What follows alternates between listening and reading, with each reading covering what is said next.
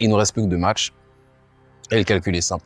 Avec 2 victoires, on est maintenu. En plus de ça, on a un calendrier quand même favorable parce qu'on joue les avant-derniers et puis les derniers.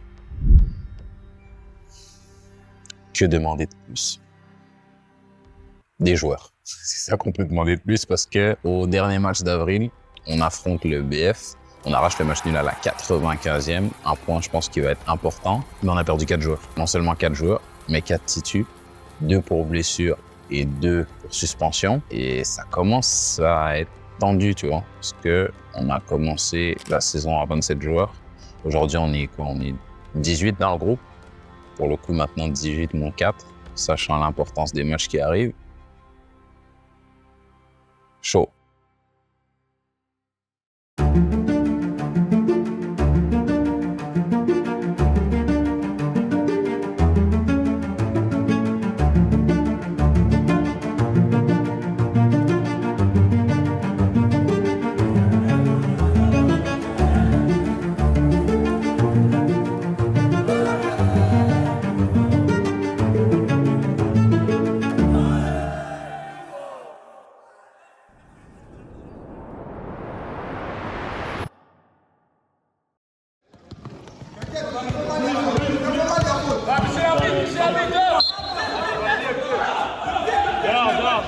Caméra isolée sur Abdou. Allez Abdou. Personne ne calcule. Personne ne calcule. Il va même pas toucher la balle. Abdou, c'est quand tu veux. Hein. Ils veulent vraiment pas passer Abdou. Hey, Abdou.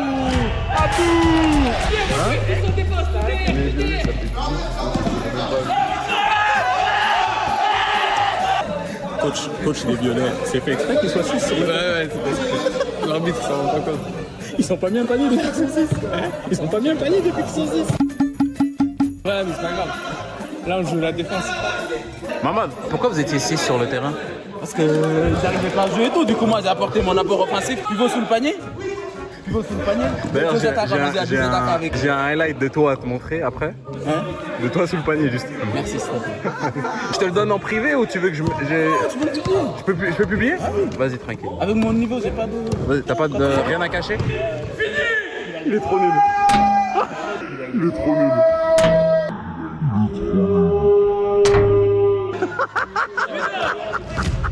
Bien joué, Mamad. C'est une dinguerie. Quoi, tu fais un petit vlog? Ouais. Quelque chose à dire pour le vlog, les Oui. Bah, à part qu'on joue le maintien à coup sûr ce soir, rien d'autre. On va gagner ou pas? Mais bien sûr qu'on va gagner. Combien? Moi, j'ai un petit pronostic 2-0. Qui marque? Alors là, je sais pas, il y a peut-être Nico qui va peut-être commencer à marquer. Bartos, il t'a marqué? Moi j'ai dit hier, Un petit Yohann El Bachir. Nicolas Barthélémy, pas un but en championnat cette année, mais aujourd'hui, Mais c'est pour ça, c'est ce que je te dis. triplé. T'es pas content? Triplé aujourd'hui. Pas content, triplé. Après, il y a peut-être un petit pied gauche de Grégo aussi. Il va rentrer dans la surface, il va peut-être envoler opposé, il va peut-être réussir. Ça, franchement, pour qui marque aujourd'hui, Ah, tu fermes aujourd'hui? faut juste pas qu'il soit minimaliste. Ça, je l'ai vu faire une seule fois. Après, on n'a pas pensé à Fadiga. Hein. Il dit Ouattara. Et ouais, on n'a pas pensé. Hein. C'est aujourd'hui? C'est maintenant? C'est mon histoire. C'est ton... Là, je suis concentré, tu vois pas. Michel, ça va? Je pars pour le match. Non, mais c'est bien. À tout à l'heure. Yes, la victoire surtout. Donc on a fait la marche, le repas, et là, bah, on va au stade pour le départ, pour se longer. C'est le match le plus important de l'année. Hein. Si on gagne aujourd'hui, avec un résultat positif de nos concurrents, on peut être maintenu. J'ai pas eu beaucoup de matchs importants comme ça à jouer dans ma vie, en vrai. Un match vraiment où tu sais que tu joues ton sort. Non. Comment on prépare un match comme ça? Je sais pas.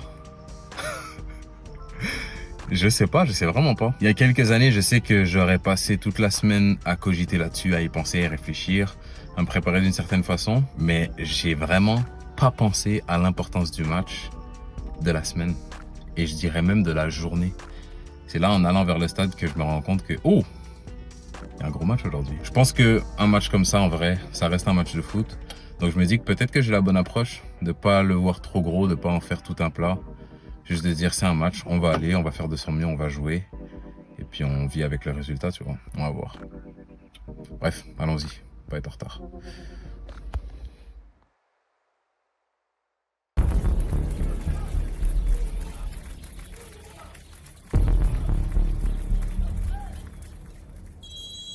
On commence le match fort.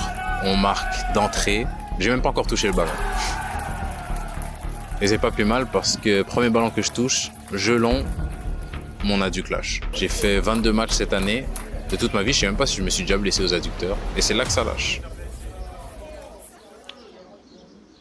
Ok. Et ça a donné le temps pour le reste du match. Quelques minutes plus tard, notre latéral gauche se blesse au quadri. On n'a même pas fait 10 minutes de jeu qu'on a déjà grillé 2 changements dans le match le plus important de la saison. Et ce qui devait arriver, arriva. À la 36e minute, Selongé égalise.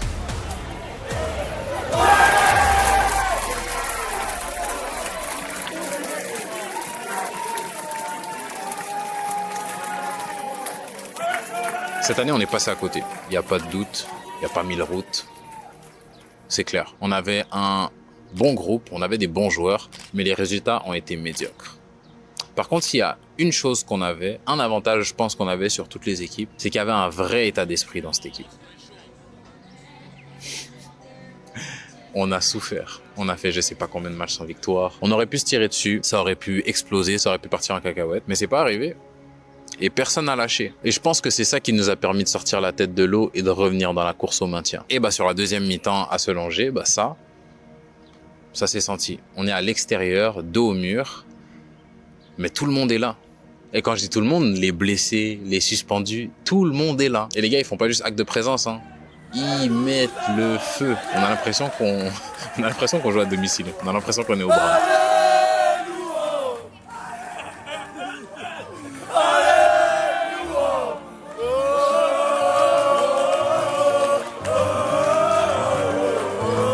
Et ça paye.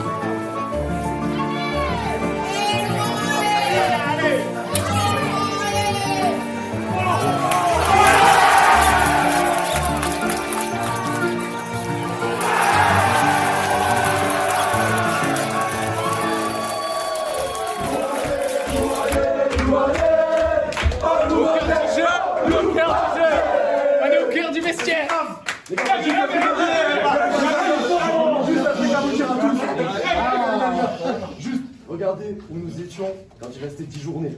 Nous étions 8 points derrière Vesoul, derrière toutes ces équipes. Aujourd'hui, on est devant toutes ces équipes. Donc franchement, soyez fiers de tout ce que vous avez fait. Soyez fiers du parcours qu'on a fait cette saison. Et moi, je vous remercie parce que j'ai passé une bonne saison malgré tout. Une très bonne saison. Donc soyez fiers. Et ce soir, c'est la fête.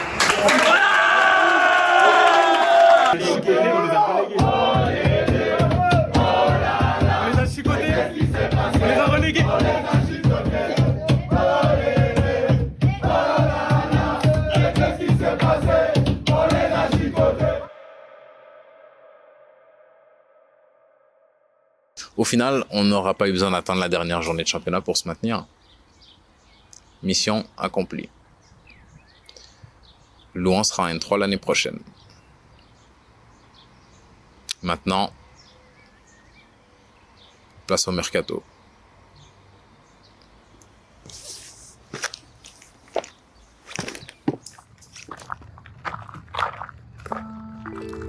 On y est, hein. Bon, on y est presque plutôt. Le coach a envoyé les horaires de passage. Demain, j'ai mon entretien pour savoir ce qu'il adviendra de mon futur footballistique. Il y a beaucoup de choses qui vont se jouer sur ce rendez-vous, mais bizarrement, je suis pas trop inquiet. Je pense d'un côté parce que je sais que j'ai fait le taf. D'un autre côté parce qu'il n'y a plus rien que je puisse faire. Ouais, il n'y a juste plus rien que je peux faire. Tout ce que je peux faire, c'est me pointer demain, avoir les bons arguments. Je sais ce que je peux, ce que je suis dans mon droit d'exiger. Je sais aussi comment les clubs fonctionnent. Je sais que souvent, quand ils ont de l'argent à mettre, c'est plus facile de mettre pour des joueurs qui vont aller chercher de l'extérieur que des joueurs qui sont déjà là. Donc, je m'attends pas nécessairement à une réponse positive. Je réfléchis, je me dis, est-ce qu'il y a des conseils à donner pour des gens qui ont des négociations? De toute façon, je pense que le jour où cette vidéo-là sera publiée, ce sera plus le temps des négociations. Mais je pense que le meilleur conseil pour les négociations, c'est de faire le taf la saison. Parce que ça se joue que sur ça au final. Hein. C'est qui est dans meilleure position pour dire non, qui est capable de faire valoir ses intérêts. Et ça, ça se joue pendant la saison. Hein. C'est pas venir à la table et puis dire je veux tant. C'est qu'est-ce que tu as les arguments derrière pour pouvoir exiger. Et surtout, qu'est-ce que tu es prêt à faire si on te donne pas ce que tu veux. C'est celui qui est le plus déterminé dans cette réflexion-là qui gagne au final. Et croyez-moi que demain, je vais être bien déterminé. Je parle pas trop fort parce que la petite s'est endormie. Les 2 dernières fois que j'ai eu des rendez-vous comme ça, rendez-vous de fin de saison, ça m'a frappé là pendant que je marchais. Je me suis fait têche. Les 2 dernières fois que j'ai eu des bilans de fin de saison, ça s'est très mal passé. Bon, là, je me faire virer, ça m'étonnerait, mais bon, quoique tout est possible dans le foot. Mais trichez pas, on va tenter un truc. Mettez dans les commentaires ce que vous pensez qui va arriver. De toute façon, vous aurez la réponse dans très bientôt. Option A. Ferme les dents. Tu vas réveiller la petite, man. Come on. Tu vas réveiller la petite. Non. Il a réveillé la petite. Sale clébard. Option A. On s'est entendu et c'est sûr que je suis là. Option B. Je me suis fait virer. Et option C. Il y a moyen que je reste, mais sur les détails... il faut encore qu'on s'entende. Donc en gros, on sort pas du rendez-vous, de l'entretien avec une décision ferme. Je vais pas faire durer le suspense. Hein. Si j'ai une réponse, j'ai une réponse. Si j'ai pas de réponse, j'ai pas de réponse. Voilà. Attention, une voiture qui arrive. Lundi passé, j'ai eu mon meeting avec le coach et les présidents. Ça s'est bien passé. Ils m'ont dit qu'ils voulaient me garder. Tant mieux. Parce que moi, j'ai envie de rester. J'avais pas envie de perdre de temps, donc j'ai enchaîné direct sur les conditions qu'il me fallait. Et ces conditions sont plutôt simples. Un contrat et un certain montant. Le lendemain, le coach me rappelle et me dit que le président est en train de chercher à me faire un contrat, mais qu'il galère pour des raisons administratives. En gros, je suis pas éligible à tous les contrats. Et il me passe encore le message pour me dire que si jamais il n'arrive pas à trouver en solution de repli, ce qu'on pourrait faire, c'est que je reparte sur mon chômage avec des indemnités. Je vous donne pas les chiffres parce que je veux bien faire preuve d'authenticité, mais là, je suis pas à l'aise. Donc, tout ce que je peux vous dire, c'est que financièrement, avec cette offre-là, je m'y retrouve de fou. Mais sur le principe, ça m'énerve. Ça m'énerve parce qu'en utilisant mon chômage, le club fait encore des économies sur moi. Ça m'énerve parce que je sais comment les clubs fonctionnent et quand ils veulent vraiment un joueur, ils font tout pour l'avoir. Ça m'énerve parce que je suis le 2e joueur avec le plus de minutes cette saison et je me sens vraiment pas comme une priorité. Ça m'énerve parce que si on parle français, c'est les joueurs qui ont maintenu le club et que j'ai eu un grand rôle à jouer là-dedans. Et là, je sens pas de reconnaissance. Et je pense que ce qui m'énerve par-dessus tout, c'est surtout de devoir attendre. Le mercato, c'est que ça, l'attente. Et l'impatience qui vient avec. Mais j'en suis à mon je ne sais combienième mercato. Et les émotions sont toujours les mêmes. Pour des raisons différentes avec le temps, mais les émotions, elles, ne changent pas, tu vois. Je pense qu'avec le temps, t'apprends à pas te laisser submerger par ces émotions-là. T'apprends à mieux les contrôler, mieux les canaliser. Et je sais que certaines de ces émotions-là sont pas fondées. On est encore super tôt dans l'été, tu sais, il n'y a pas lieu de stresser. La réalité, c'est que j'ai pas tous les tenants et les aboutissants. Ça se trouve, le presse, il est en train de se démener pour me proposer ce que je veux.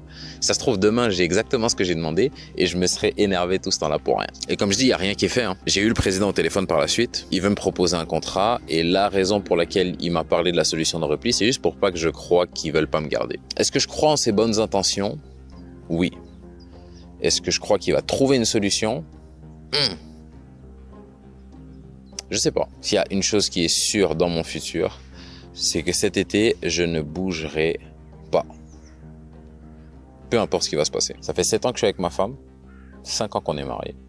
Bientôt 5 ans. Et depuis qu'on est ensemble, elle m'a suivi partout. Elle a toujours mis en retrait sa carrière pour mon foot. Et quand on est arrivé à Dole, pour la première fois, elle a trouvé un job dans son domaine, dans le domaine dans lequel elle a étudié, et un job qui lui plaît vraiment. Et de voir ce que ça fait à ma femme, je me suis dit, ok, Dole, on va y rester. on n'y est pas resté. Et en venant à Louhans, oui, c'était un choix sportif, mais j'ai aussi fait ce choix en grande partie parce que ça permettait à ma femme de garder son job. Donc cet été, j'ai pas envie de la faire déménager. Et je suis pas fou. Je sais que si je décide de pas bouger, ça limite énormément mes options.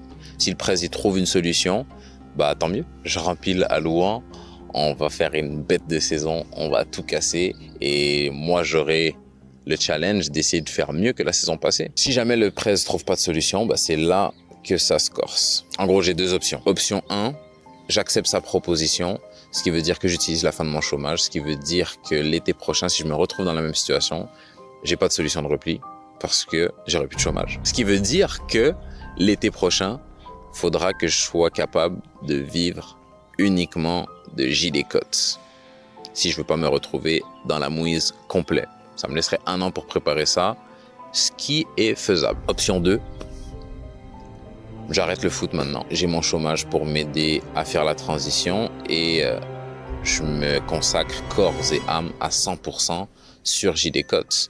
Et si je fais ça, je suis sûr qu'en 4-5 mois, je pourrais vivre uniquement de ça. Mais il n'y a plus de ballon.